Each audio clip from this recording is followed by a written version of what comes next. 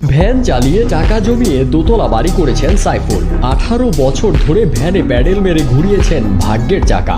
নির্মাণ করেছেন স্বপ্নের বাড়ি, ছেলেকে কিনে দিয়েছেন মোটর সাইকেল। পরিশ্রম অনেক দিন থেকে করছে, আজ মনে হয় 18-20 বছর হবে। মানে এই সরকার আসা শুরুতেই আমি লাগিয়েছি, আগার পরে আমি মনে করেন যে এই তিল করে এগুলো করেছি। পাশি গাড়ি কিনলাম, সেকেন্ড হ্যান্ড কিনে দিলাম।